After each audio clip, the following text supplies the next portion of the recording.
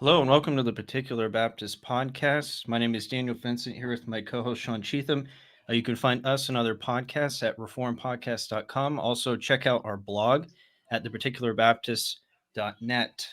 This evening we have two guests with us today, Austin McCormick, a pastor of Shepherd Baptist Church, and James Johnson, pastor or senior pastor of Vista Baptist Church. Both of these men come to us from Missouri. Brothers, thank you for joining us this evening. Happy to It's be great to be here. with you.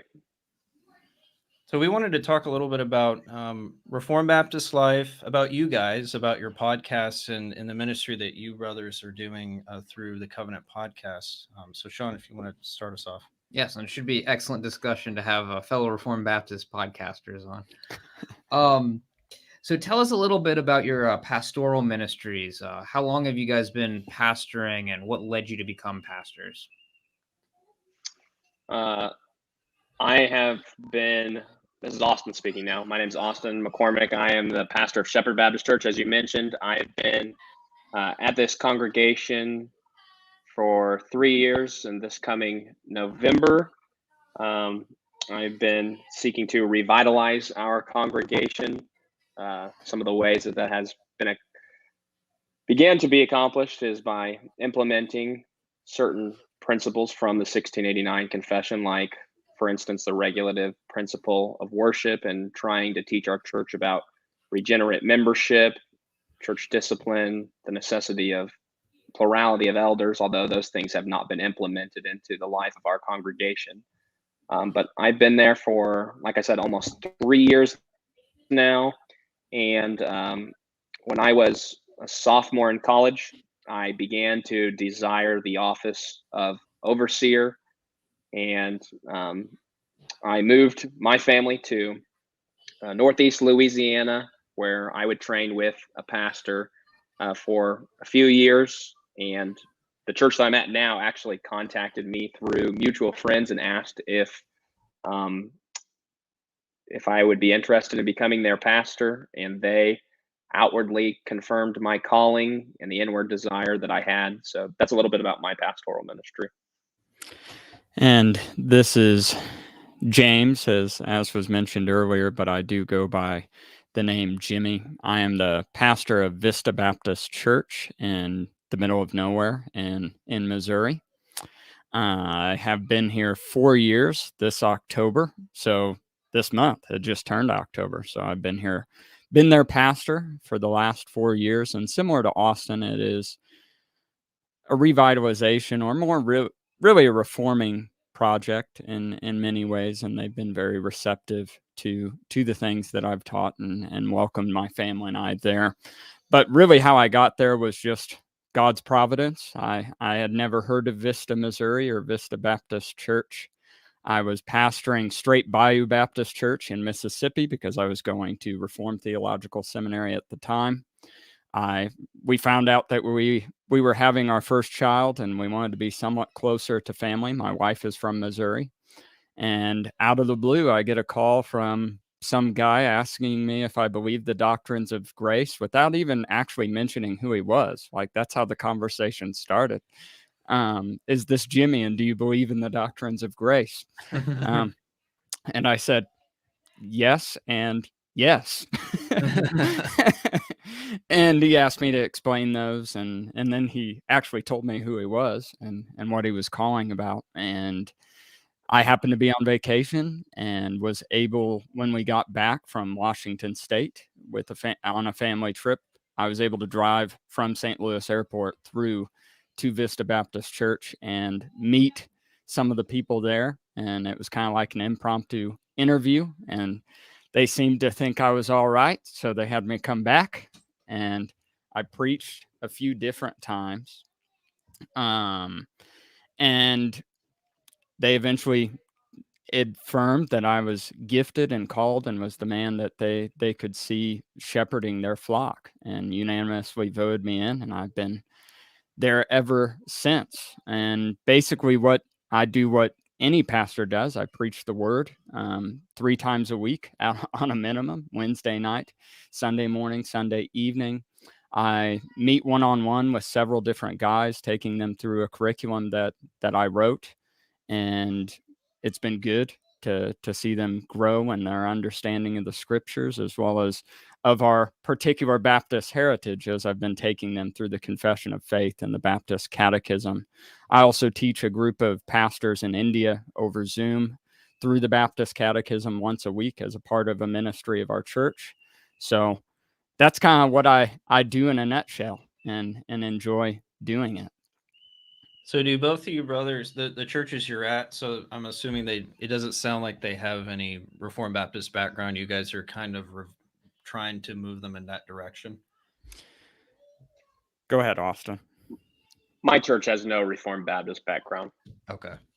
So my church I would describe as broadly Calvinistic, in terms that a majority of the people are friendly with the doctrines of grace, though I wouldn't say that it would be confessionally Reformed Baptist by any sense of the word. And there have been certain ecclesiological practices that have led to unhealthy things, and we're trying to amend those, but they're open to confessional Baptist identity and things like that. So a little bit different than Austin's situation, but still not your straight up trademarked Reformed Baptist church by any means.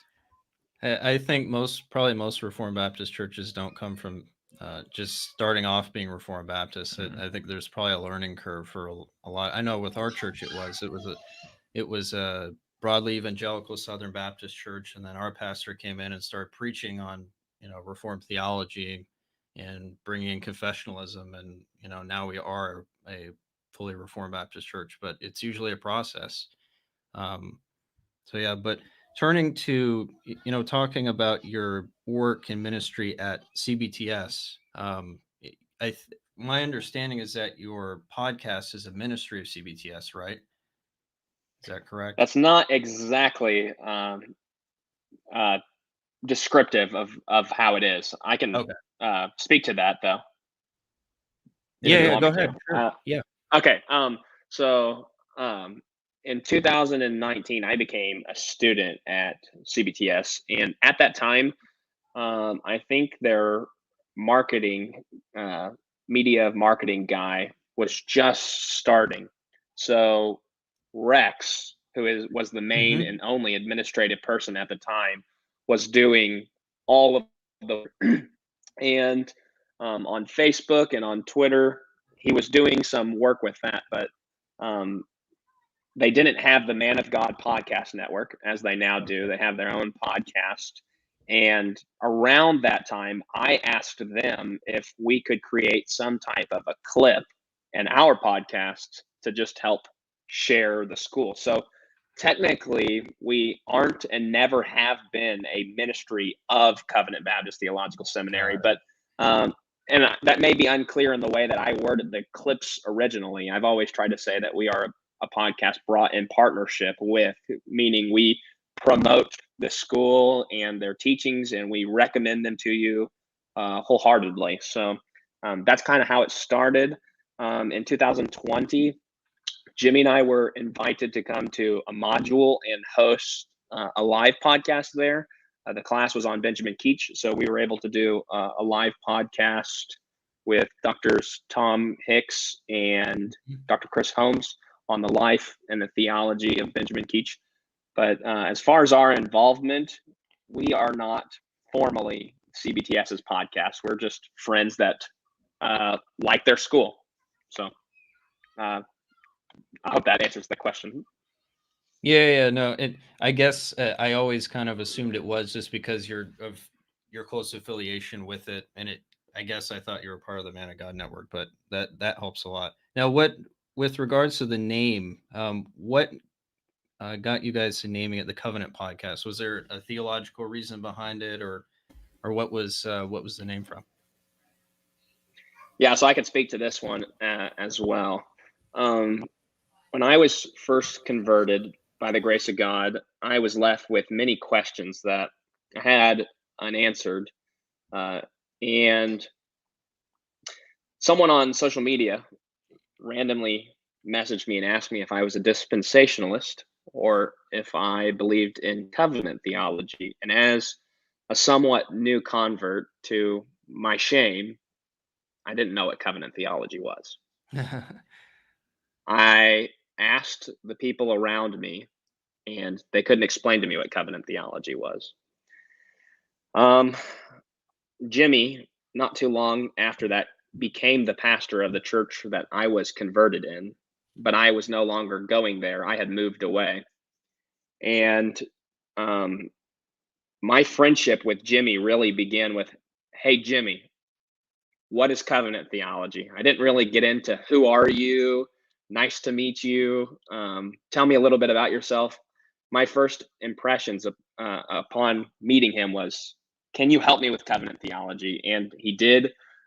If I believe correctly, we began to read through Nehemiah Cox and John Owen's book from the very beginning. And from there, he just started answering a lot of the questions that I had. And so as we thought about rebranding this podcast and a name for it and cover art for it, I thought Covenant, the Covenant podcast sounded appropriate. Later, I find out that there's multiple varieties of covenant theology, that there's a Paedo-Baptist form of covenant theology. So perhaps reflecting backwards, I might have tried to think of a way to make it more Baptistic or clearly Baptistic. But I was very pleased to know that Baptists have historically held to covenant theology. So that's a little bit about the name. I guess you played it kind of safe then by going with the generic name with covenant theology. Yeah, exactly. So, what types of topics do you cover on your podcast?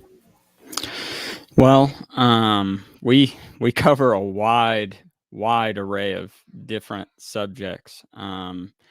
Anything from Baptist history. There are biographies that we have of guys talking about their life and their thought. We've done stuff on early church fathers as well, and a lot of what we do is we send out emails to scholars that know a lot more than we do about subjects that we're interested in, and ask them to come and talk about it at length, and just ask them questions. I mean, we've talked about theology proper, doctrine of the Trinity with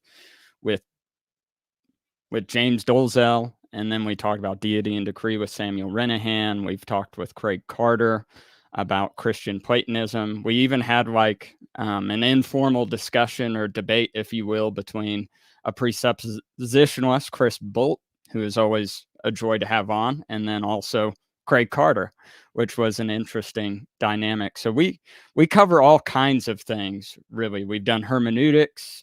We've done missions. We did biblical languages not too long ago, talking with Olaf and Beth.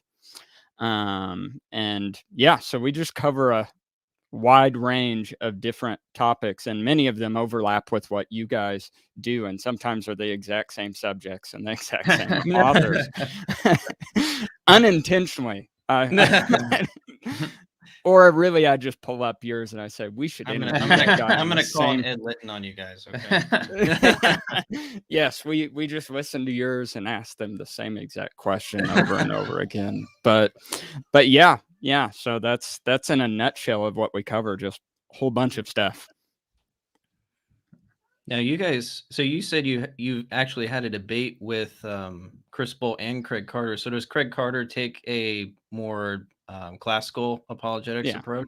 Oh, yeah. Okay. Yeah, he took the classical approach, and Chris Bolt, of course, took the presuppositional approach. And through the discussion, they really had a lot more in common than what often meets. Because it's the same with classical apologetics too. No two guys are exactly the same under that monkier of classical apologetics. Like, William Lane Craig would somewhat consider himself a classical apologist in some scenarios and aspects. And I would not say he's the same as Craig Carter. Not even close. But yeah, it was a fruitful discussion. And they were both easygoing guys and got through it. And we got through it, even though we had no idea what they were talking about from time to time. Just fielding the questions and making sure no one yells at each other, right? Yeah. Yeah, basically. So seeing as both of our podcasts at least have one similar goal of preserving and teaching particular Baptist theology, why do you both see the preservation of our theology, of particular Baptist theology, to be so important that you would talk about it on a podcast?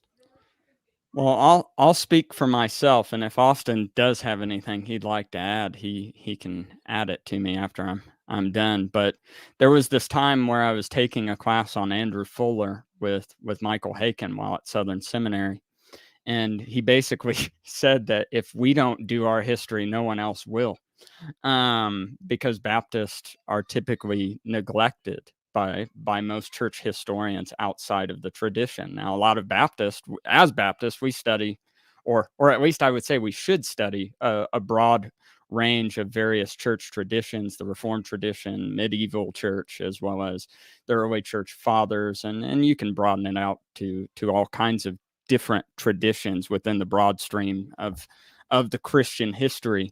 But if we didn't, as Baptists, seek to preserve and teach our church our contribution to church history as Baptists, then I think Dr. Haken is exactly right that no one else will, because Baptists are kind of we're like the redheaded stepchild of the broader Reformed movement, and really people want to deny our existence or affiliation with them. Some Baptists want to deny our affiliation with the broader Reformed movement, but also some of the Reformed also do not want in any way to claim us, which is always a fun and somewhat useless debate at the end of the day.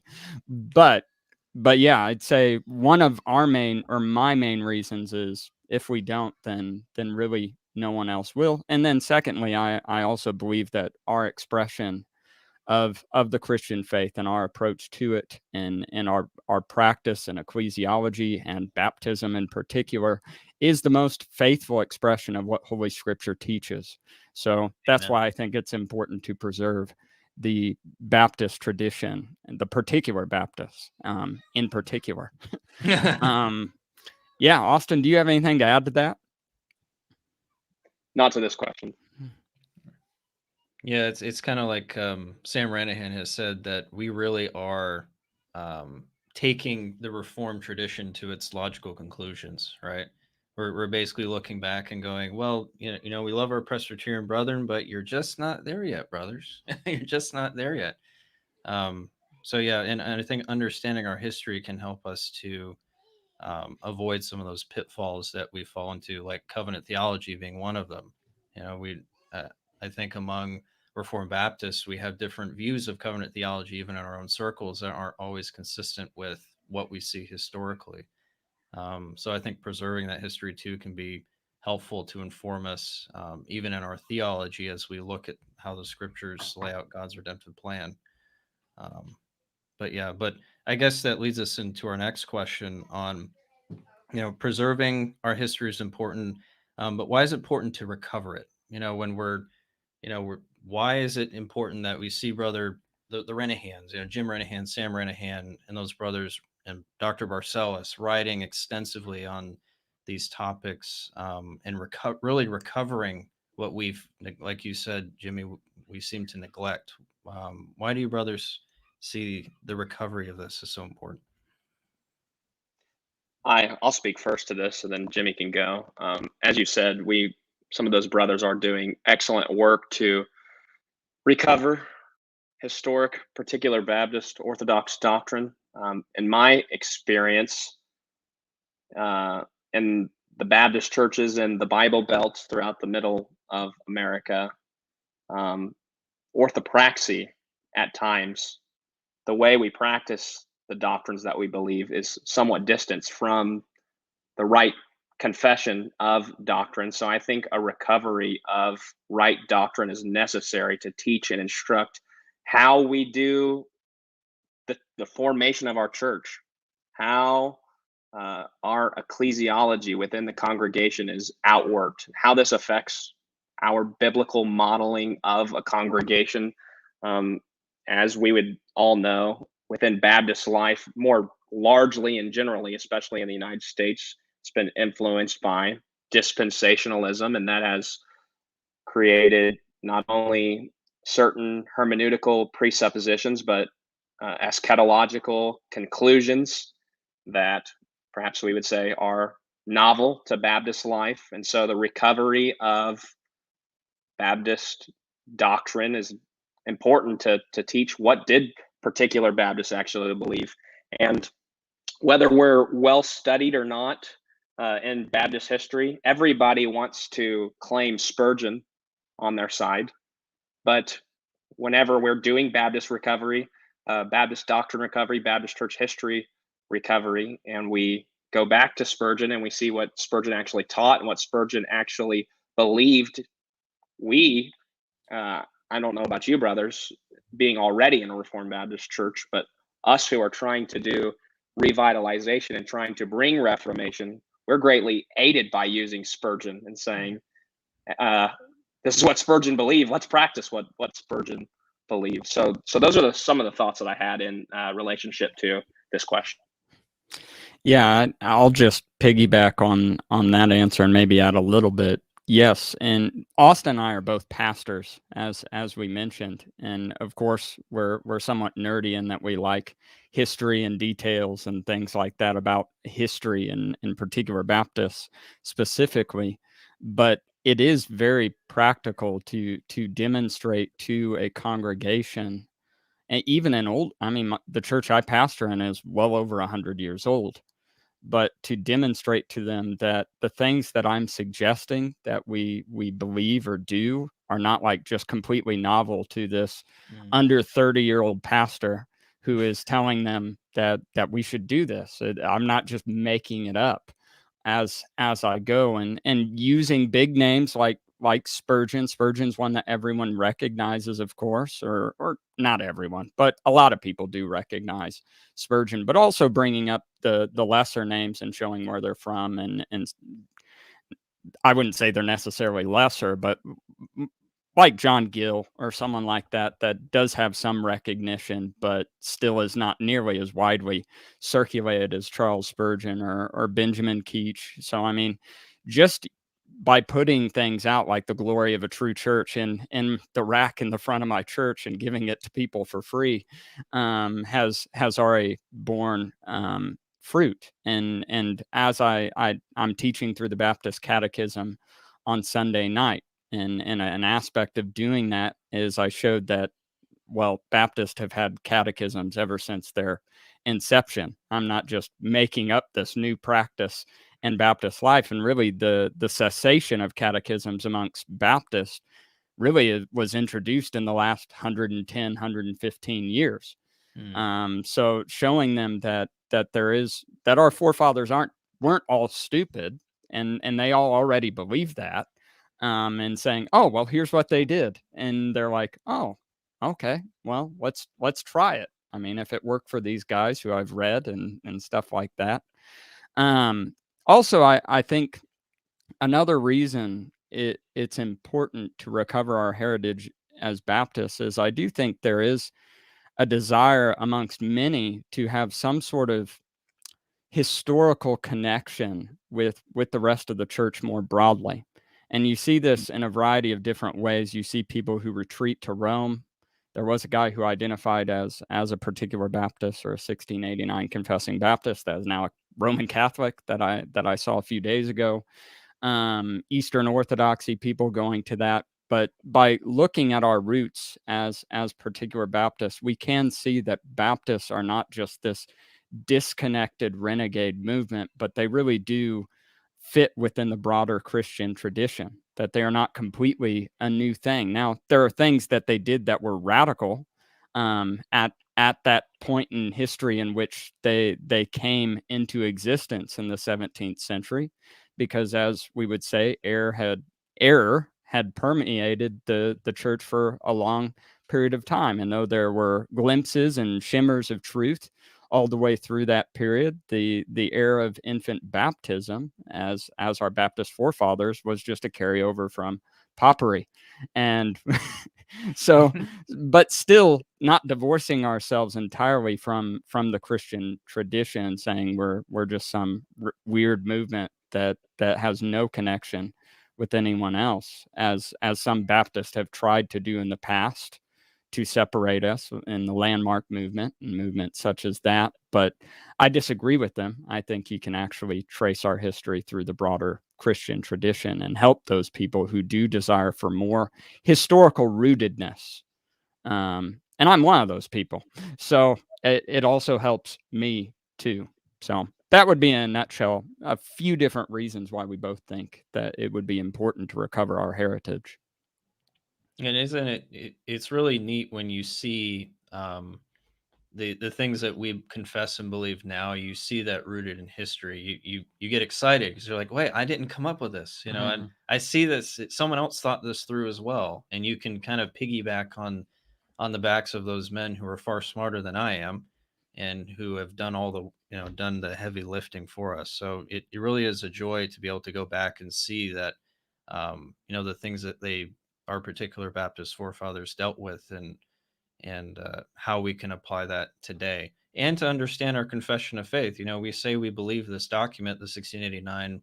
What does it even mean? There are things in there sometimes that are not always very clear, or that require a little bit more understanding, I think, from historical background. So having that history recovered, I think, helps us to understand what we confess better in our confession.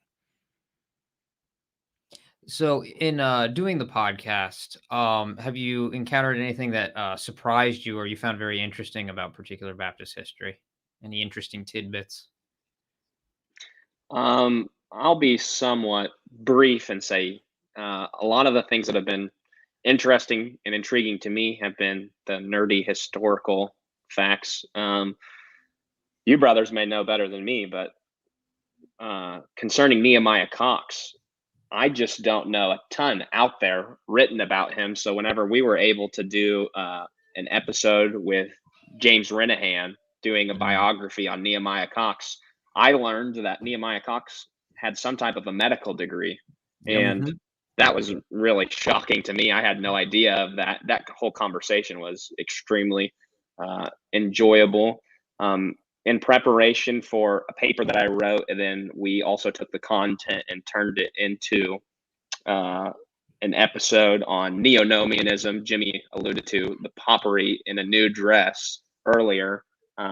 Learning of Richard Baxter's neo-nomianism and Benjamin Keach's writing against it, and also John Owen writing against it, was extremely helpful for an episode that him and I did, for me to learn what was happening in that context in regard to particular Baptist history. And I had one more illustration off the top of my head that I'm failing to remember now, so I'll punt to Jimmy.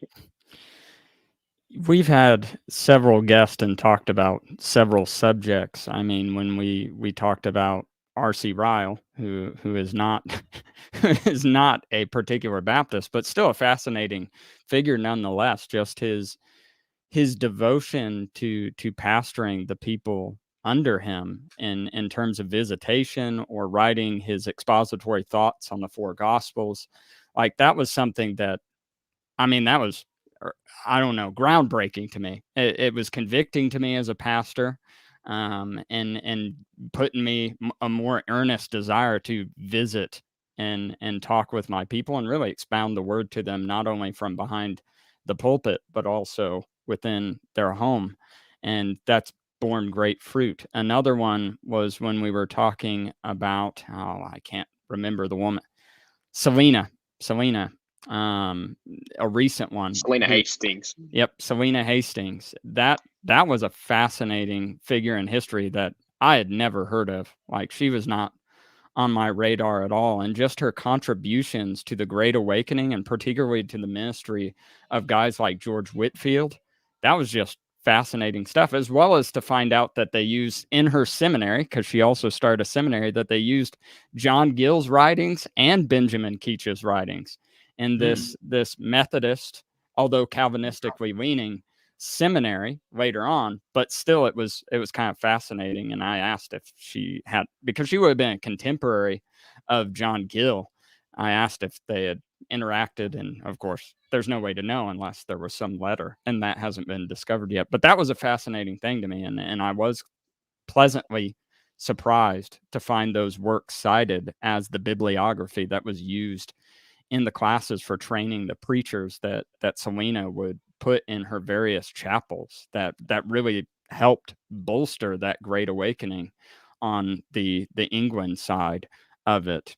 Other things that, well, I mean, the debate was interesting. Hosting a debate, learning how to do that, and being someone who is, I mean, we're just pastors. I don't have an advanced degree by any means, but talking with both Chris Bolt and Craig Carter about metaphysics, a word that I hadn't heard all the way through seminary really until the last year of seminary or so, and I heard that from reading Craig Carter was the first time I had really ever heard that term, and then talking with him afterwards, and then that debate, just seeing that stuff fleshed out, and seeing two brothers in Christ, both Baptist, both confessional. At least I'm not exactly for sure where Chris Bolt actually lands on that, but I'd assume he's confessional. Seeing them both disagree about some things, but being able to come to agreement on those most essential things. Even in apologetic methodology, there was a lot more overlap there than what I probably would have thought initially between a classical theist or they're both classical theists, but a classical apologist and a presuppositionalist. So yeah, we've learned a lot. I mean, we've covered a lot of ground. I learned that James Dolezal is one of the smartest men I've ever talked to. That is for sure.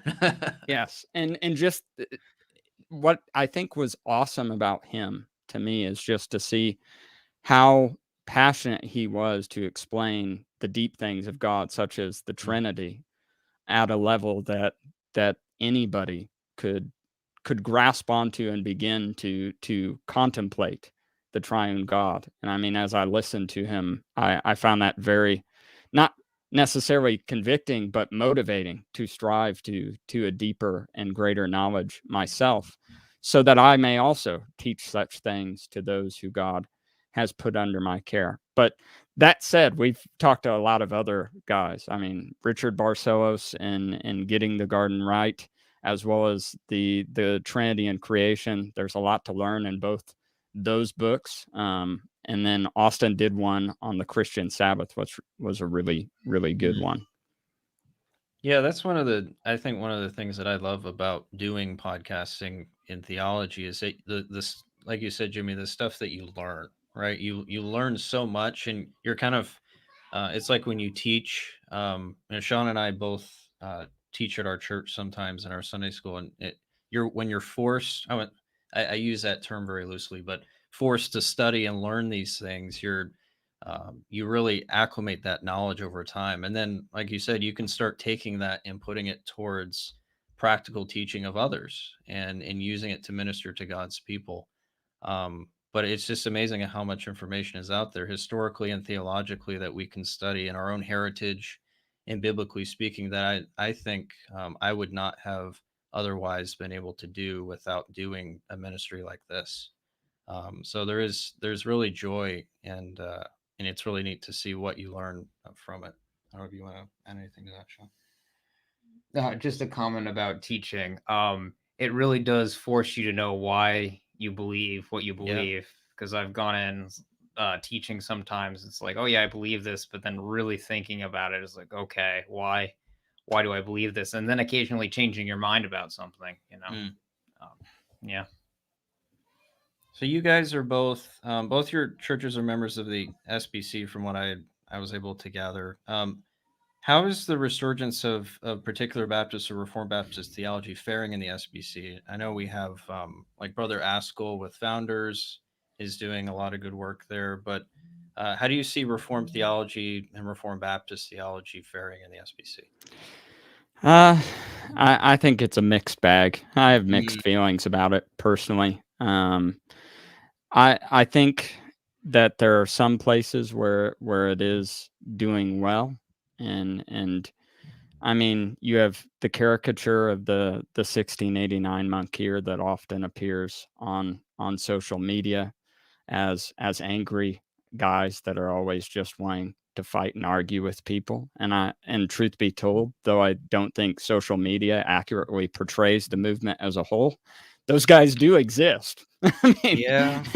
They make us all look bad. Yeah. they do exist, and they do go into Southern Baptist churches sometimes, and they blow them up, and put a bad taste in the mouths of those people and people who know those people. So I mean, I'd say it's mixed. When you have pastors that go to a place for a long time and patiently shepherd people in the right direction, I mean, it's as Jesus said, his sheep hear his voice. And if you're Mm. patient and you keep teaching them the truth and showing that you love them as their pastor and you're not just leading them into all kinds of crazy stuff, I think reformation on a church level I'm optimistic about things like that. And I think in different places, and you might see it happen more often. But I mean, in terms of where I'm at right now at Vista Baptist Church, there is not a 1689 confessing church within an hour or 2 hour radius. I mean, the nearest one is probably in Kansas City. Well, actually, I take that back. An hour. There's probably one in Springfield, Missouri, which is a good sized town.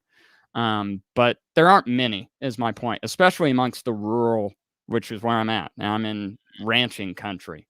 So in the rural churches in the middle of nowhere in Missouri, there are not many confessing churches, to the point where I met a gentleman last week. He's a member of the Reformed Baptist Church, Kansas City, and he actually moved out of town to about 40 minutes from me. Kansas City's 2 hours from me, where I live, and he's still commuting an hour and 20 minutes because there are no Reformed Baptist churches. Now on Wednesday nights he comes to Vista Baptist Church and brings some of his kids, because we are the closest thing to a Reformed Baptist church, and that is mainly just because I hold to the 1689, and a few other brothers in the congregation do too. But I see progress in my own church. They're willing to receive it. They let me teach about it. They let me talk about it. We give to Covenant Baptist Theological Seminary. I mean, and the church is happy and excited to do that, loves to get their letters and hear about that. And then, I mean, they're letting me teach them through the Baptist Catechism. So, I mean, I'd say we're faring pretty well so far. I mean, it could blow up. I don't know. But I mean, just in the church, my point is, trying not to ramble too long about it, the point is that on a church level, I'm optimistic about it. And I don't want to answer the next question too much, but on a denominational level, and really it's kind of improper to call the SBC a denomination on many points, because it's not top, or it's not supposed to be a top-down governance of local churches. But on a convention level, I'm not super optimistic about particular Baptist churches faring super well, probably mainly because of a few bad and loud outliers of those that claim the 1689 confession. I think that's something that's always going to be an uphill battle. There's like a cage stage confessionalism, kind of like Calvinism amongst some. And I would say that's not the case most of the time with those that are confessional, because they've already gone through the cage stage of Calvinism and decide they don't want to do that.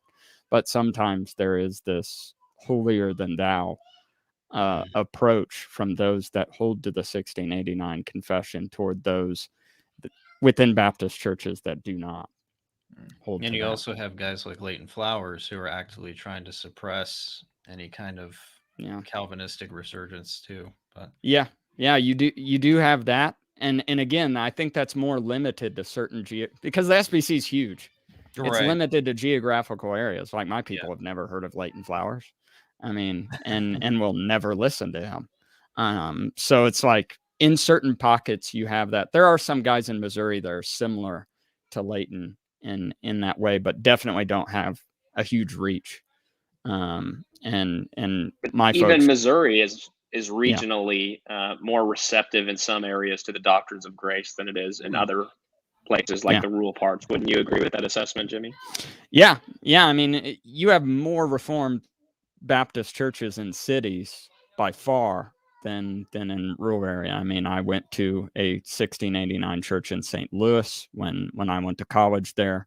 There are several there, not just one. There are several that confess the 1689, and within really an hour radius of that, you can just find tons of them. Most of them are also SBC affiliated, but you have tons of confessional churches in that area. But you branch out to the middle of Missouri, to southern Missouri, you're just not gonna find a whole bunch. And I think that might be actually true of a lot of different states. Just the reform movement as a whole has not done as well amongst rural context. And part of that might be because it's not really as attractive of a place of ministry for church planners and young guys to go. You don't gather much clout by going and hanging out with the cows.